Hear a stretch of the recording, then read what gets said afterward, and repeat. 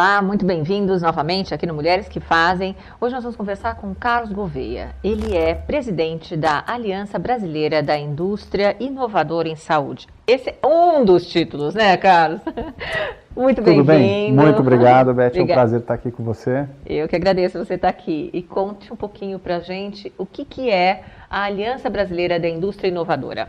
A ABIS, Aliança Brasileira da Indústria Inovadora em Saúde, foi um grande projeto, já gestado há algum tempo, que acabou tomando corpo há cerca de 2 anos atrás, através de um lançamento oficial dentro do Congresso Nacional. E era uma primeira ferramenta para todo o setor de produtos para a saúde, que é um setor extremamente importante nesse segmento, e que engloba desde equipamentos médicos hospitalares, diagnóstico, a parte de implantes, próteses. Pesquisa também, né? Acho que também pesquisa não tanto. Na verdade, para se chegar a esses produtos, você precisa, sim, de muita pesquisa e até num formato muito maior, em que o próprio profissional e muitas vezes até o paciente são envolvidos nos projetos. Mas a ABIS, como um todo, ela acabou surgindo exatamente dessa necessidade de provar que esse segmento era extremamente importante, fundamental para todo o setor da saúde e que não se confundia com medicamento. Tá? São mais de 400 empresas associadas através de 3 grandes entidades, que é a CBDR, que é a Câmara Brasileira de Diagnóstico Laboratorial, a ABIMED, que é a Associação Brasileira da Indústria Inovadora na parte de equipamentos médicos, e a BRAID, que é toda a parte de implantes, próteses, órteses, que também tem um papel todas relevante. você está interligado em todas elas. A ABIS, ela congrega essas 3 entidades, que por sua vez tem mais, ao todo, 400 empresas, entre multinacionais, nacionais, produtoras, importadoras, distribuidoras, desses diferentes segmentos. Agora, Carlos, tem uma particularidade, quer dizer, ela não é só, você faz um elo, e aí não sei se a aliança tem esse conceito mesmo, mas é um elo entre o setor público e o setor privado. Sim. Ela, na verdade, ela trabalha para mostrar para o setor público, e aí tanto o legislativo, o executivo, eventualmente o judiciário, mas não é tanto o foco, mas é principalmente os dois principais poderes nessa nossa área de atuação, de mostrar a importância, o impacto de determinadas resoluções, muitas vezes a falta que uma determinada medida ou decisão acaba fazendo, e com isso nós acabamos tentando trabalhar com algumas áreas principais, que são a questão de trabalhar no aprimoramento do próprio regulador, então dando condições, ferramentas, treinamento, capacitação ou promovendo as etapas necessárias para que isso aconteça, para que nós tenhamos um mercado regulado, como ele deve ser, porém de forma inteligente, de forma que não coíba, que não iniba o investimento no país, seja com produção local, seja com novas tecnologias que chegam também por produtos importados, que acaba sendo o primeiro passo para garantir o acesso. Outra questão do custo Brasil, que hoje a área de saúde ela é extremamente tributada. Nós temos aí vários exemplos e, infelizmente, a gente sabe, às vezes uma ração de cachorro tem menos tributos do que um marca-passo, por exemplo. Mas nós estamos vivendo hoje um momento absolutamente agudo, né? Eu diria assim, de UTI da saúde, sim, né? Sim. Como é que você avalia? Porque você tem Bom, o Carlos é engenheiro de formação. Na verdade, eu sou advogado e administrador público. E administrador público. Bom, de formação, né? Mas a tua formação na área de saúde, eu ia brincar com a questão do engenheiro, porque assim, é realmente um alicerce, todo formado de infraestrutura, né, e de estrutura globalizada. Aí, porque você tem aí a correlação desde do produto, até a implantação, a pesquisa, a gestão, o treinamento, a capacitação. Isso num momento onde a gente está vivendo algo que é extremamente, tá extremamente em foco e é extremamente, como é que eu diria, já está em metástase, né? Assim, nós estamos hoje vivendo a saúde no, acho que seu ponto mais agudo e ruim, né? Na verdade, a gente tem várias questões que precisam ser bem trabalhadas. Algumas delas, como entidade, a gente pode e deve colaborar. Nas outras, talvez não diretamente, mas através de opinião, através de discussão com os vários stakeholders, com os vários agentes desse mercado. Alguns dos pontos que eu acho que são alarmantes e que a gente tenta trabalhar de forma positiva é a questão do direito ao acesso. Então, hoje existe que passa pelos tributos. Passa pelos tributos, passa pela questão da incorporação da tecnologia, seja pelo SUS, seja pelas operadoras de saúde.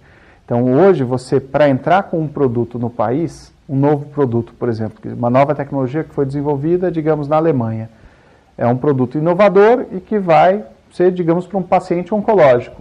Pode ser um diagnóstico, pode ser um medical device, alguma coisa que vá influenciar na terapia, de forma positiva, acelerando ou não. Para esse produto, na área de produtos para a saúde, entrar no Brasil, hoje você tem ainda uma questão que está sendo revista pela Anvisa, mas ainda é uma barreira, que é a questão da inspeção extrazona, inspeção internacional. A fila hoje na Anvisa é de quase 7 anos de espera. Se fosse seguir a ordem cronológica, se não fosse usar de nenhuma prioridade, que alguns setores específicos como prioritários do governo, eles têm direito a pular a fila. A discussão se isso é legítimo ou não, né? é outra. Mas, de fato, a área de oncologia, por exemplo, ela tem sido tratada como prioritária. A parte de HIV tem sido tratada como prioritária. Então, pelas políticas públicas, né? Por causa das políticas públicas. Então, esses produtos até teriam algumas vantagens.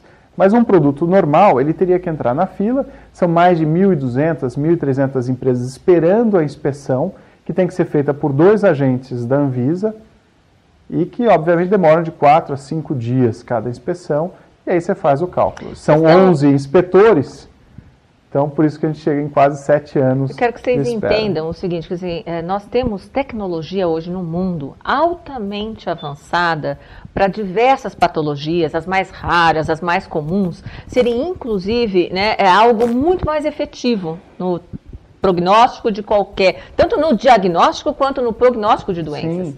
E não conseguimos trazer para cá, não conseguimos operacionalizar isso. Né? E a questão pode ser resolvida. Então, esse é um bom exemplo. A gente tem trabalhado de forma muito próxima até da própria Anvisa, buscando algumas soluções, porque a situação que ela vem desde 2009 só se deteriorando, chegou num ápice agora que é impossível piorar mais, e de fato a Anvisa começou a trabalhar para a alteração da base legal, do arcabouço jurídico, que eles chamam, que era o próprio decreto 79094, que ele determinava, do ponto de vista da Anvisa, a obrigatoriedade dessas inspeções. Eles conseguiram finalmente agora, depois de muitos trabalhos, isso é coisa da semana passada. Eu quero falar, provavelmente recente, porque a gente tem exatamente assim, a convulsão dos últimos 13 meses, né, no Brasil. Ela conseguiu finalmente aprovar um decreto presidencial que altera as condições para as inspeções de boas práticas de fabricação. Então deve haver logo alguma resolução da Anvisa regulamentando quais áreas precisarão ou não dessas inspeções feitas pela Anvisa. Como alternativa, eles vão buscar parceria com outras entidades governamentais estrangeiras, ou seja, reciprocidade nos certificados, ou até a certificação por entes terceiros, que são os organismos certificadores, no caso do Inmetro aqui no Brasil, SGS, em outros países, TUV, por exemplo, que poderiam, a pedido da autoridade, fazer uma certificação específica para um produto, de acordo com a legislação nacional daquele país. Tá. Porque isso tem que ser revisto mesmo. Da forma como estava, a gente acabou criando uma barreira tão grande que a tecnologia, na nossa área, que tem ciclos de vida muito curtos, você fala às vezes de 2, 3 anos para um determinado equipamento, depois disso ele já tem mudanças ou inovações tão grandes que é quase outro produto. Se você espera 7 anos, são 3 vezes o ciclo. Então não faz sentido. Então a primeira barreira, eu diria essa, o registro hoje já está relativamente mais rápido na análise documental, mas aí você se depara depois com a questão da incorporação dessa tecnologia pelo SUS, que hoje passa pela Conitec, que é uma comissão interministerial do Ministério da Saúde com outros membros de outros ministérios, e que faz uma análise se aquilo que está sendo proposto a ser incorporado, se ele é eficaz, se ele tem o custo-efetividade adequado, se ele a questão do quali, se ele vai trazer algum benefício em termos de melhoria de qualidade de vida para o paciente ou não, e o principal, se ele pode ou não ser absorvido pelo sistema. Então, a questão do impacto econômico, ele ainda é, infelizmente, um fator muito preponderante aí nessa decisão pelo SUS, E no caso das operadoras de saúde, a ANS tem os seus mecanismos de revisão das tabelas e que, infelizmente, ainda são muito lentos. Na verdade, essas revisões acontecem em espaços de tempo muito largos. Então, você acaba tendo essas duas portas de entrada como funis. E, obviamente, a gente sabe que qualquer tecnologia, seja produzida no país, seja importada, ela precisa passar por esses crivos até para você ter a disponibilidade para as pessoas, para os pacientes no sistema. Mas me faz pensar, Carlos, como é que fica aí o setor privado de saúde, nos seguros e nos consórcios, tal? Como é que... Então, agora também outro setor, né, que está muito... E é um setor que sofreu muita consolidação. Então, você teve vários movimentos nos diferentes elos de consolidação de mercado. Então, por parte das operadoras, algumas notícias recentes até indicando que a própria ANS tem sido mais rígida em algumas regulamentações, ou pelo menos tem indicado esse caminho, e aí a própria justiça acaba, às vezes, soltando um pouco.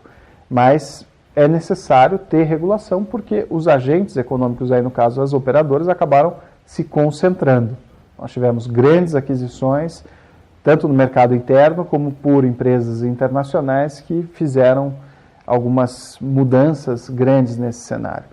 Isso Está entrando bastante, né? Está entrando. Bastante. 2, na questão de tanto hospitais, você teve movimentação também de grandes hospitais, por exemplo, do Rio de Janeiro, comprando outros aqui em São Paulo. É o caso da Rede D'Or, comprou a Rede São Luís, por exemplo, para citar um exemplo de impacto. E também recente, né? E recente. Você tem os grandes laboratórios, no movimento também para ganhar escala. Então, DASA, Fleury, o próprio de Minas Gerais também. Então, vários grandes laboratórios fizeram essa movimentação. E por parte da própria indústria, já não tão recente, um pouco mais distante, mas houve várias alterações de composição acionária, de aquisição, fusão de empresas desse setor de saúde. Então, com tudo isso, você tem um cenário que fica cada vez mais difícil, em que a busca por escala, por lucratividade, que cada vez mais os preços são... E que precisa da doença, que precisa, né? Claro. Precisa da doença, não da saúde. Claro. Né? E que, na verdade, a busca por um mínimo de lucratividade, ela também se faz necessária e, ao mesmo tempo, as revisões de tabelas não são feitas. Então, é um jogo meio difícil, complexo, perverso, porque o profissional da saúde, no final das contas, acaba sofrendo também. E muito! Porque ele não tem a remuneração revisada, adequada. E não é nem só a remuneração, né? Porque aí a gente chega a um ponto onde particularmente me toca, mas assim, é as questões de condições de trabalho, né? Assim, você tem a questão da remuneração, ela é uma, mas as questões de condições práticas de trabalho estão tangenciando aí a questão subhumana, né? De horário, de tempo. Como o profissional ganha pouco, ele precisa, então, ter uma trabalhar muito mais. Ele acaba trabalhando em 2, 3, 4 lugares diferentes. Vira uma loucura. Imaginem vocês, é um ciclo, porque aí no momento em que isso acontece, você vai ter uma margem de erro médico muito maior, uma incidência de lapsos mesmo, humanos, né? Claro. Nem a questão aí é da formação, é humana, né? E fica um ciclo vicioso, né? Na verdade, você acaba tendo uma série de problemas. Então, a gente procura enfrentar isso através de propostas positivas, como a BIS, de revisão de forma adequada, de uma análise mais adequada para a incorporação de tecnologia, seja pelo sistema privado ou pelo público, tratando-se a área de produtos para a saúde como uma área especial, cuja análise não pode ser feita da mesma forma que medicamentos. Uma análise de incorporação de determinado medicamento é uma coisa. Na área de produtos é muito diferente. Até porque as pesquisas, os estudos clínicos que se fazem são diferentes, têm prazos diferentes, o número de pacientes... A especialização é diferente, então, de avaliação. Tem que ser tratado dessa forma. Nesse sentido, a própria Conitec, quem é responsável pela Conitec é a doutora Clarice Petramalli, no Ministério da Saúde, fica ligada à Secretaria de Ciência e Tecnologia e Insumos Estratégicos do Ministério, ela já tem encarado realmente a área como algo especial e tem colocado não boa parte, mas uma parte da equipe dela dedicada a estudar olhar isso olhar diferente. De forma Carlos, muito eu quero mais saber de você, cuidadosa.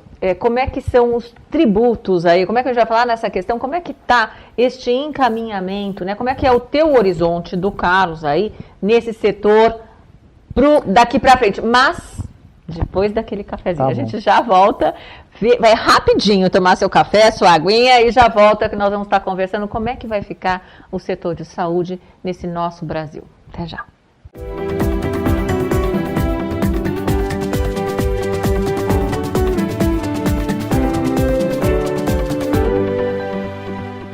Olá, voltamos aqui na WNTV com Mulheres que Fazem, falando com Carlos Gouveia, que é presidente da ABIS. E eu estava falando no intervalo com você, Carlos, anteriormente, o Brasil está realmente num momento onde é muito, muito, muito delicado, né? Como é que, com a estrutura, com o acesso que você tem, né? E acho que você tem uma formação bastante globalizada aí mesmo, generalista em toda a tua visão, como é que você vislumbra daqui para frente o caminhar do setor da saúde no nosso país? Bom, acho que tem vários aspectos que têm que ser observados. O primeiro é realmente encarar com seriedade essa discussão e ter toda a transparência necessária para uma discussão ampla, aberta, com todos os envolvidos. Com todos os envolvidos. Com todos os envolvidos. Então, vai ser fácil, mas ela tem que ser feita. E ela passa desde a questão da formação. Então, a formação do profissional de saúde, ela é adequada, não é adequada. A questão do ato médico, que hoje se discute muito, até onde o médico deve garantir para si a responsabilidade, até onde isso acaba, muitas vezes, considerando falta ou não preparo, acaba se impedindo o acesso a determinadas terapias ou informações ao paciente. Ou monopolizando mesmo, Ou né? monopolizando. Então, acho que ela tem que ser uma discussão bem mais ampla do que se fez até agora. Bem mais amplas e com menos egos, né? Com menos egos. Com mais efetividade do olhar público aí. Exatamente. Você tem a questão tributária, que a gente estava discutindo, então, que é uma discussão que finalmente o Congresso está encarando. Agora parece que vai ter, né? Mas era sempre para medicamento. Então, a área de produtos para a saúde era esquecida. A ABIS acabou de ser convidada para agora, ainda no mês de setembro, para uma discussão, uma audiência pública sobre a questão tributária na área de saúde. Então, especificamente a área de saúde. Chamada pelo governo federal. Pela Câmara dos Deputados. Pela Câmara dos Deputados. Então, vai ser uma audiência pública na comissão da questão tributária e exatamente para tratar um pouco do nosso foco. Porque hoje, por exemplo, 80% das decisões médicas são tomadas pelos diagnósticos que são feitos. Quer dizer, um diagnóstico... Porque são administrações, muitas vezes, muito distantes da realidade regionalizada ou prática. E o diagnóstico, em si, ele impacta em menos de 3% a 5% do custo de saúde pública. Então, menos de 5% respondem por 80% das decisões. Quer dizer, se você não dá o mínimo de atenção para isso, 80% das decisões de terapia, decisões médicas, podem estar equivocadas.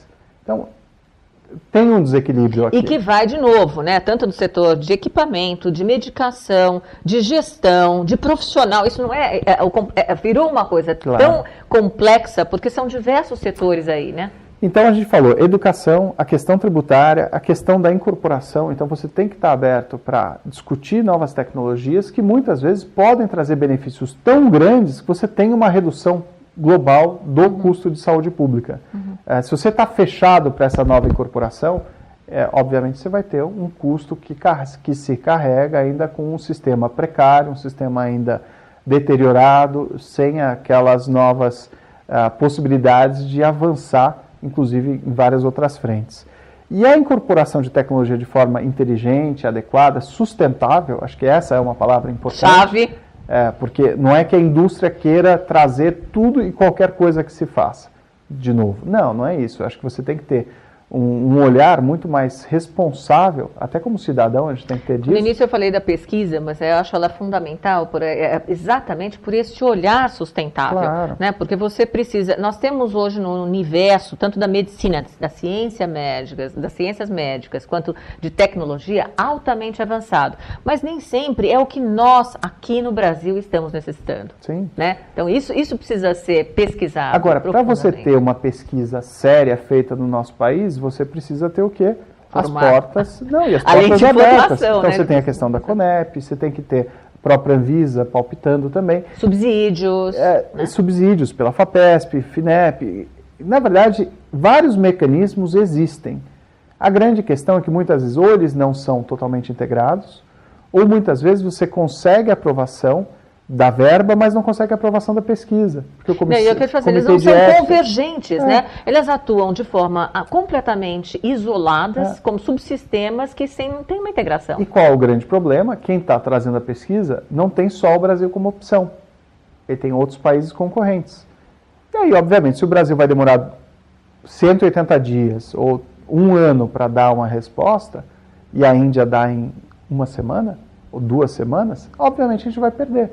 Então, é isso que tem acontecido nesses últimos anos. O Brasil teve a oportunidade, até por ser a bola da vez, de receber várias pesquisas aqui e acabou perdendo para outros países. E o que eu acho mais grave é que não é uma perda simples, assim, focalizada. Você perde todo o investimento, toda a pesquisa, você perde um momento, mas você perde vidas, né? Claro. Essencialmente vidas, porque qualquer outra coisa tem que ser retomada, atualizada novamente com toda essa estrutura, né? E é a mesma questão para a entrada de novos produtos no mercado. Muitas vezes a porta de entrada mais fácil é a do produto importado. O produto importado, se ele vem, percebe-se a empresa que está trazendo o produto, percebe que aqui tem um mercado saudável, um mercado crescente, pujante, com boas oportunidades, obviamente ela vai investir.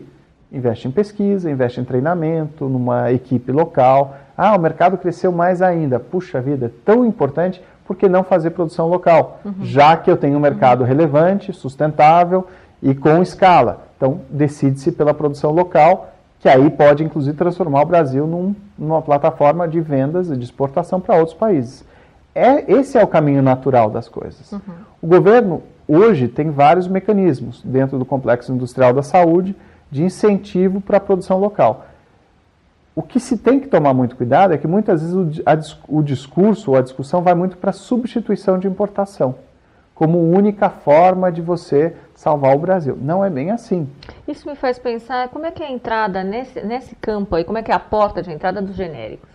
Então, os genéricos acabaram tendo... Daqui a pouco nós vamos ter produtos genéricos, instrumentos genéricos, equipamentos genéricos. Os também. Genéricos tiveram todo um programa à parte e de substituição de produtos, na verdade, muito mais pela questão da patente. Então, a discussão era um pouco diferente. Numa base de indústria que já existia no Brasil. Então, várias indústrias já existentes acabaram tendo a oportunidade de um sistema diferente do similar, que até então você tinha que provar bioequivalência, eu não sou tão especialista nessa área, mas... Sim, mas você tinha um caminho diferente dos elementos químicos, dos medicamentos similares, que você tinha que comprovar não exatamente a biodisponibilidade e bioequivalência, era parecido. O genérico já teria, mas foi um mecanismo mais rápido, mais fácil e com o intuito de baixar-se o custo do produto no final. Hoje a discussão é muito de substituição de importação. Então, para o Brasil se dar bem na área de saúde, ele precisa ser autossuficiente, essa é a discussão, e além de ser autossuficiente, ele tem que aproveitar isso, poder de compra do governo, e desenvolver a indústria na área de saúde, que poderia trazer um desenvolvimento econômico de uma forma mais ampla. Em teoria, nós temos condições. O discurso é muito bom, só que a gente tem que tomar cuidado. Por quê? Se para fazer isso eu bloqueio a entrada de novos produtos, eu tenho vários problemas. De ordem comercial, no âmbito global, porque se eu começo a bloquear, através de barreiras não tarifárias, a entrada de novos produtos, como era o caso das inspeções, que eu comentei, que é uma barreira não tarifária, você acaba não tendo acesso, o produto novo não vem, o paciente não conhece, obviamente essa empresa acaba não conhecendo o mercado como deveria, e ela mesma seria um grande candidato a investimento no país, também vai embora. Acaba indo embora para outro país. Então, é uma questão muito difícil e não é tão fácil como se acha. O que a gente tem trabalhado é, vamos sim desenvolver uma indústria local a partir de dois aspectos muito importantes. Um, que é o talento, o conhecimento, a fauna, a flora, ou a biodiversidade que a gente tem no país, para desenvolver produtos desde o começo, da pesquisa pura, e aí a gente pode citar como exemplo as doenças tropicais, as doenças negligenciadas, dengue, chagas, leishmania, filária, só para citar alguns exemplos. Em que a gente tem um corpo médico e de acadêmicos muito bem preparado para lidar com isso, que já pesquisa e que aí que é referência mundial. É referência mundial, que aí a gente pode fazer uma indústria que cresça e que possa exportar para os outros países. E o outro é buscar mercados em que o Brasil já tenha se desenvolvido tanto que você consiga, então, ter a escala necessária para viabilizar uma produção, seja de um kit de diagnóstico para HIV, para carga viral, ou para um equipamento de prótese que tem um número tão grande. O famoso teste do pezinho. Nós temos, por exemplo, alguns números impressionantes no Brasil. Hoje o Brasil tem quase 3,5 milhões de bolsas de sangue, ou seja, de doações por ano. É um número relativamente alto. Você tem 3 milhões de nascimentos por ano, que também tem vários impactos. E assim por diante. Então, os números são superlativos. Dá para você pensar. Mas sempre de forma consciente, sem prejudicar as dinâmicas do mercado. Porque se o Brasil se isola para novos produtos de fora, obviamente o que acontece? A gente também não consegue exportar como a gente gostaria. Quer dizer, é um horizonte delicado, né? Eu acho que o mais importante aí é essa questão da integração e da convergência, né? De você manter isso funcionando numa parte de engrenagem também com o mundo como um todo. E dentro do aspecto de convergência, um dos principais pontos a serem observados é a inserção na questão de harmonização ou convergência regulatória. Então, o Brasil hoje ele está avançado na questão de legislação em vários aspectos, sim. Mas ele tem um papel de, até dentro do ambiente, no mínimo de América Latina, de tentar, junto com os outros países, trabalhar numa harmonização para quebrar essas barreiras entre países, para você trabalhar em alguns aspectos como qualidade assegurada, programas de saúde pública, principalmente para essas doenças negligenciadas, que acho que todos se beneficiariam, e ao mesmo tempo procurar uma integração com os outros continentes. Então, a África, eu estava na Nigéria 2 semanas atrás, no Quênia, estava em Nairobi, no Quênia, exatamente discutindo... Que é um outro setor também. Que é um outro... lixo... mas que a discussão lá, para minha surpresa, estava bem avançada. Por quê? Não existe legislação em vários países na área de produtos para a saúde. Ela ou é embrionária ou é inexistente. Os países têm problemas gigantescos. Eles têm uma atenção muito grande de grandes programas de saúde pública mundiais, seja da própria OMS, da UNITAID, da UNAIDS, a Fundação Bill e Melinda Gates, Fundação o Clinton Health Initiative também, que é bem grande, tem uma atenção especial, inclusive no Quênia, e eles acabaram se preparando para já ter essa discussão nesse momento inicial. Então, eles já estão partindo para uma harmonização. Iniciar já com uma sofisticação harmonizada. O que é muito interessante. E a Ásia, principalmente os países asiáticos, já formaram também, a partir de uma outra iniciativa mais antiga, que era o antigo GHTF, que é um grupo de harmonização, um grupo de trabalho de harmonização global, eles já tinham formado um grupo asiático que também já está chegando nesse mesmo estágio. Aqui no Brasil nós temos já uma iniciativa, que a CBDL, que é a Câmara Brasileira de Diagnóstico, já começou há algum tempo atrás. Que está focando agora mais, como você está falando. Exato, Anvisa, OPAS, Organização Pan-Americana de Saúde, exatamente para formar uma aliança latino-americana para o desenvolvimento dessa área dentro de um ambiente muito mais harmonizado. Para isso, conta-se com o apoio. E aí é o que você falou, é importante que todos participem. Governo, através da Anvisa, Ministério da Saúde, Fiocruz, por exemplo, para citar alguns, academia, então as várias universidades e, inclusive, o setor privado, que tem muito a contribuir sempre que é de uma forma sustentável e para o longo prazo. A gente está, assim, nós estamos em calamidade pública no setor de saúde. E, assim, nós estamos num momento exato de todos, em todos os setores. Não há quem é o responsável. Todos somos responsáveis em estar arregaçando a manga, né, e participar juntos, sejam das discussões, sejam das movimentações, né, para estar olhando, porque nós estamos muito doentes nesse setor e precisamos urgentemente de uma população mais saudável. Com certeza, isso é o principal. E aí, assim, é óbvio que todos os setores têm que ser escutados, ouvidos, né? Sim. Assim, para que isso possa acontecer de verdade, uma harmonização. Carlos, muito obrigada pela tua presença. Gostaria que você deixasse seus contatos, ou como é que as pessoas podem se informar um pouco mais, ou até interagir mais com você. Eu sugeriria o site da própria ABIS, que é www.abiis.org.br. Ali nós temos várias apresentações, alguns dados econômicos, inclusive do setor. Nós já temos um trabalho com a Web Setorial, que monta banco de dados específico para o nosso segmento, desde empregos, índices econômicos, produção, importação, exportação. E se inteirar e conhecer um pouco mais do seu trabalho. E ali é possível fazer não só uma busca, como entrar em contato conosco e ver, inclusive, todas essas medidas que nós temos tomado, essas iniciativas, e ver como pode colaborar. Que exatamente, o seu convite é mais do que bem feito, porque o que nós precisamos é de pessoas engajadas e interessadas em melhorar a saúde pública, que no final vai afetar todos os nossos familiares, dos nossos filhos e nossas gerações futuras. Certamente isso, e com certeza você pode fazer a sua colaboração. Tá aí a dica. Até a semana que vem. Muito obrigada por vocês estarem conosco.